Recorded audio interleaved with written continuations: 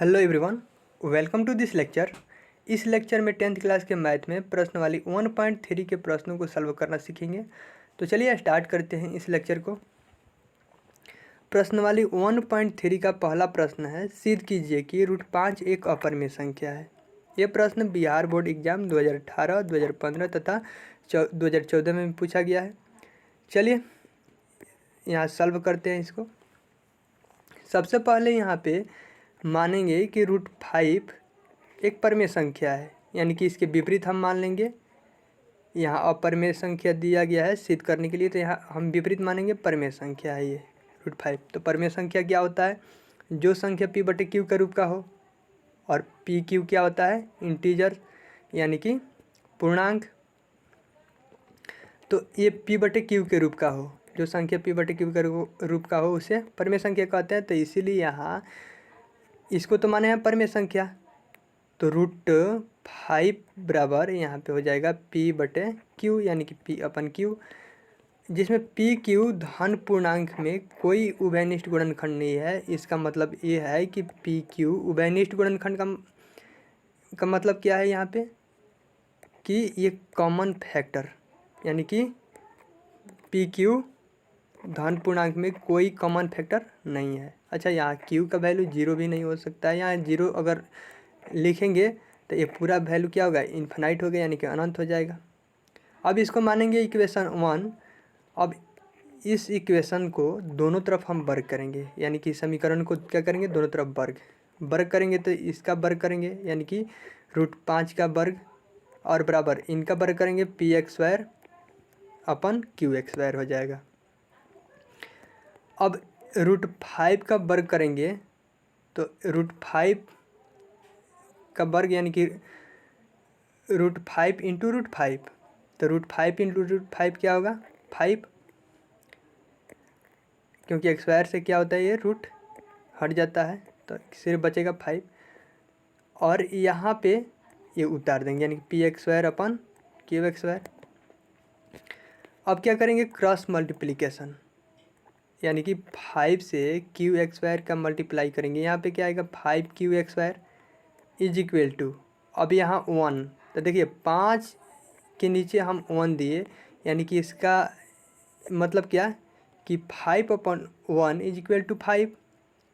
अगर किसी भी अंक है या संख्या है उसके नीचे में 1 देते हैं, यानी कि हर में 1 लिखते हैं, तो उसका मतलब वही सेम नंबर्स हो जाता है, इसीलिए हम यहाँ 1 दे सकते हैं। तो 1 में आप px² से मल्टीप्लाई करेंगे, यहाँ पे px² ही होगा। अब देखिए यहाँ पे qx² बराबर q इंटू q लिख सकते हैं, फिर इसको हल करेंगे qx² ही आएगा। अब देखिए यहाँ पे q, इधर px² है तो px² उतार दिए। अब यहाँ q क्या है? मल्टीप्लाई में है, तो इधर आएगा तो डिवाइड में आएगा, यानी कि गुणा में है इधर, तो इधर आकर के भाग में जुटेगा। तो यहाँ पे क्या बचा? 5q, तो यहाँ 5q लिखेंगे इज इक्वल टू px², इधर q भाग में आया, यानी कि 5x² अपन qx²। इसको इक्वेशन 2 मानेंगे। चलिए बढ़ते हैं आगे। अब यहाँ पे देखिए pq में कोई उभयनिष्ठ गुणनखंड नहीं है, यानी कि कोई कॉमन फैक्टर नहीं है। तो इसीलिए इस px² q में भी कोई फैक्टर, यानी कि कॉमन फैक्टर, यानी कि उभयनिष्ठ गुणनखंड नहीं होगा। अच्छा, यहाँ पर देखिए 5q एक पूर्णांक है। कैसे पता चला ये पूर्णांक है? अच्छा, पूर्णांक क्या होता है? 0 के साथ धनात्मक तथा ऋणात्मक संख्या जुड़ी हो उसे कहते हैं पूर्णांक। अब यहाँ पे मान लीजिए हम 0 रखते हैं q की जगह, तो 0 से मल्टीप्लाई करते हैं 5 में तो 0 आएगा। अच्छा, यहाँ पे अगर मान लीजिए -1 रखते हैं तो -1 5 से मल्टीप्लाई होकर के यहाँ पे -1 5 से मल्टीप्लाई होगा तो -5 होगा। -1 इस 5 से मल्टीप्लाई होकर के -5 हो जाएगा, तो -5 भी तो पूर्णांक है, तो इसीलिए ये क्या है? ये पूर्णांक। अब इस समीकरण 2 से देखिए इधर क्या मिला? पूर्णांक। अब बराबर के इधर है px² अपन q, तो ये क्या है? भिन्न है, तो पूर्णांक बराबर भिन्न मिला। अब पूर्णांक कभी भी भिन्न के बराबर नहीं होता है, पूर्णांक कभी भी भिन्न के बराबर नहीं होता है, इसीलिए क्या है, असंभव है, और इसीलिए हमारा मानना गलत है। ये मानना गलत है कि ऊपर माने थे ना कि माना कि √5 एक परिमेय है। अब उसी को मानते हुए यहाँ पे हल किए तो दोनों ओर यानी कि बराबर के इस साइड और बराबर के इस साइड दोनों वैल्यू बराबर नहीं आ रहा है, एक और पूर्णांक आ रहा है, एक और भिन्न आ रहा है, तो इसीलिए हमारा मानना गलत है। अतः √5 एक क्या है, अपरिमेय संख्या है। ओके, बढ़ते हैं अगले क्वेश्चन की ओर। अगला प्रश्न है 2 नंबर, और 2 नंबर में है, सिद्ध कीजिए कि 3 + 2 √5 3 + 2 √5 एक अपरिमेय संख्या है। चलिए इसको हल करते हैं। यहाँ पे सबसे पहले इसको भी मानेंगे कि 3 + 2 √5 एक परिमेय संख्या है।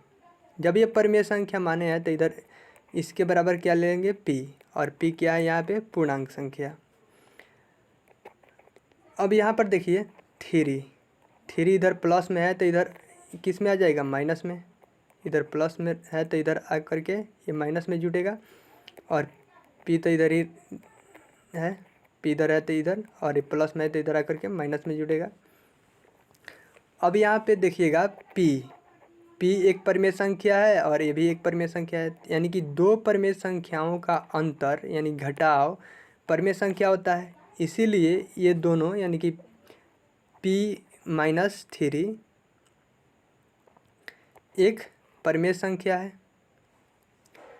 लेकिन ये 2√5 एक अपरिमेय संख्या है। देखिए रूट के अंदर जो भी अभाज्य संख्या होता है ना, वो क्या होता है, अपरिमेय। जैसे 5 रूट के अंदर है तो ये अभाज्य है, और रूट के अंदर भी है तो इसीलिए क्या है, अपरिमेय। अभाज्य क्या होता है, जो एक और स्वयं के अलावा किसी अन्य संख्या से पूर्ण रूप से विभाजित ना हो। तो 5 को भी देखिए एक से विभाजित होगा, नहीं तो स्वयं से यानी कि 5 से ही, किसी अन्य से पूर्ण रूप से विभाजित नहीं होगा, तो इसलिए क्या है, अपरिमेय। अब यहाँ इक्वेशन 1 से देखेंगे, समीकरण 1 से, तो देखिए इस साइड क्या है, अपरिमेय संख्या है, और इस साइड क्या है, परिमेय संख्या है। तो अपरिमेय संख्या कभी भी परिमेय संख्या के बराबर नहीं होता है, ये क्या है, असंभव है, इसीलिए हमारा मानना गलत है। अतः 3 + 2 √5 एक अपरिमेय संख्या है। ओके, बढ़ते हैं अगले प्रश्न की ओर, प्रश्न नंबर 3 की ओर। और प्रश्न नंबर 3 है, सिद्ध कीजिए कि निम्नलिखित संख्याएं अपरिमेय है। यहाँ पे क्वेश्चन 3 का 1 है, 1/√2, 3 का 2 नंबर, 7√5, 3 का 3 नंबर, 6 + √2। अब देखिए 3 का 1 नंबर, यहाँ पे 1/√2। चलिए इसको सॉल्व करते हैं। सबसे पहले तो यहाँ पे मानेंगे कि ये 1/√2 एक परिमेय संख्या है। अब यहाँ पे माने कि ये एक परिमेय संख्या है। परिमेय संख्या क्या होता है, जो p/q के रूप का होता है। तो हम इतना बराबर क्या लिए यहाँ, p/q, जिसमें p/q धन पूर्णांक में कोई उभयनिष्ठ गुणनखंड नहीं, यानी कि कोई कॉमन फैक्टर नहीं है। अच्छा, यहाँ q का वैल्यू 0 नहीं होना चाहिए, अगर 0 आया तो ये इन्फिनाइट हो जाएगा, इसीलिए। अब यहाँ पे इसको इक्वेशन 1 मानेंगे, यानी कि समीकरण 1 मानेंगे, और समीकरण 1 को दोनों तरफ वर्ग करेंगे, मतलब इस साइड भी और इस साइड भी। तो यहाँ पे हम वर्ग किए तो देखिए यहाँ पे वर्ग करेंगे तो क्या आएगा, 1 का वर्ग यानी कि 1 को 2 बार मल्टीप्लाई करेंगे तो 1 नहीं आएगा। अच्छा, √2 को 2 बार मल्टीप्लाई करेंगे यानी कि √2 का वर्ग करेंगे, यानी कि √2 को 2 बार मल्टीप्लाई करेंगे, यहाँ 2 आएगा। इसको करेंगे तो px², q को करेंगे तो qx² होगा। अब बढ़ते हैं आगे। तो यहाँ पर देखिए, यहाँ पे क्या करेंगे, क्रॉस मल्टीप्लिकेशन, यानी कि 2 से मल्टीप्लाई करेंगे px² का, तो यहाँ 2px² होगा। और फिर 1 में qx² का मल्टीप्लाई करेंगे तो यहाँ क्यू एक्स वायर ही होगा। अब पी एक्स वायर को हम इस प्रकार लिख सकते हैं पी इंटू पी, और क्यू एक्स वायर है तो यहाँ क्यू एक्स वायर ही लिखें। अब यहाँ पे P इधर मल्टीप्लाई में है तो इधर आएगा तो डिवाइड में आ जाएगा, यानी कि गुणा में है तो इधर भाग में आ जाएगा। तो इधर बचा क्या 2P, इधर क्या आ गया क्यू एक्स वायर अपन P, इसको इक्वेशन 2 मानेंगे। अच्छा, इसमें P Q में कोई उभयनिष्ठ गुणनखंड नहीं है, यानी कि कॉमन फैक्टर नहीं है, इसीलिए क्यू एक्स वायर यानी क्यू एक्स वायर और P x wire sorry P Q x wire P, इनमें भी कोई उभयनिष्ठ गुणनखंड नहीं होगा, यानी कि कॉमन फैक्टर नहीं होगा। अच्छा, यहाँ पर देखिए 2p क्या है, पूर्णांक है। पूर्णांक कैसे, जैसे मान लीजिए यहाँ 0 रखें तो ये पूरा वैल्यू क्या होगा 0, 2 से मल्टीप्लाई करेंगे 0 में तो पूरा वैल्यू 0 हो जाएगा। यहाँ -1 रखते हैं तो अगर 2 से -1 में मल्टीप्लाई करते हैं तो -2 ही होगा, तो यानी कि वो भी पूर्णांक हो जाएगा। इसलिए यहाँ पता चला कि ये पूर्णांक है और ये क्या है, भिन्न है। तो यहाँ पर क्या मिला, समीकरण 2 से पूर्णांक बराबर भिन्न, जो कि कभी भी असंभव है, संभव नहीं होगा ऐसा।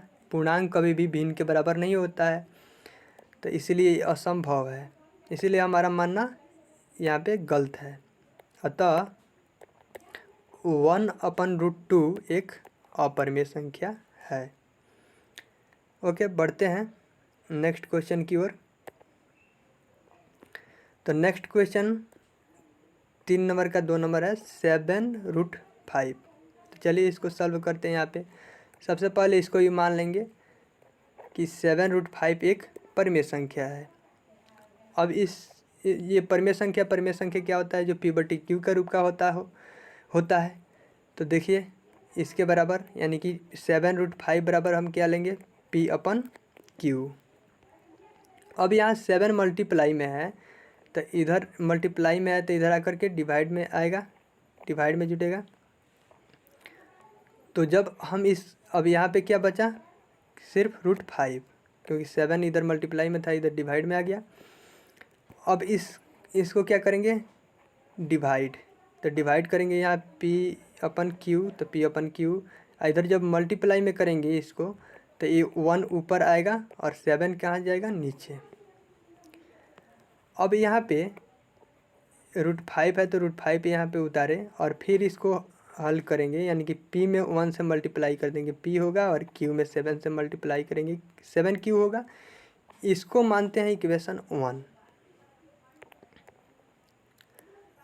अब यहाँ पर देखिए समीकरण 1 से p/7q एक परिमेय संख्या है,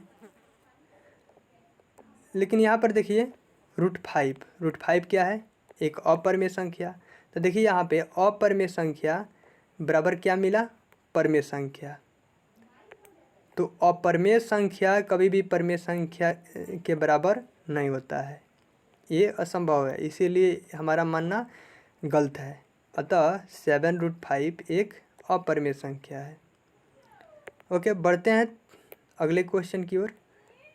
3 नंबर का 3 नंबर, और 3 नंबर का 3 नंबर है 6 + √5। चलिए इसको सॉल्व करते हैं यहाँ पे। तो सबसे पहले इसको भी मानेंगे, यानी कि 6 + √5 एक परिमेय संख्या है, यानी कि विपरीत मान लेंगे यहाँ पे। तब जब परिमेय संख्या है तो इसके बराबर हम p रख देंगे बराबर में। अब p क्या है, एक धन पूर्णांक है। अब यहाँ पे हल करेंगे तो देखिए 6, ये p है तो p इधर उतार दिए, और 6 इधर प्लस में है तो इधर आकर माइनस में जुड़ जाएगा। अब इसको इक्वेशन 1 मानेंगे। अच्छा, यहाँ पर देखिए ये परिमेय संख्या है, ये भी परिमेय संख्या है, तो दो परिमेय संख्याओं का अंतर यानी कि घटाव परिमेय संख्या होता है, इसीलिए ये p-6 एक परिमेय संख्या है। लेकिन ये √5 क्या है, अपरिमेय संख्या। √5 क्या है, अपरिमेय संख्या। तो समीकरण 1 से क्या प्राप्त हुआ इधर कि देखिए ये क्या है, अपरिमेय संख्या बराबर परिमेय संख्या। अपरिमेय संख्या कभी भी परिमेय संख्या के बराबर नहीं होता है, इसीलिए क्या है ये असंभव। इसीलिए हमारा मानना ये यहाँ पे क्या है, ये गलत है।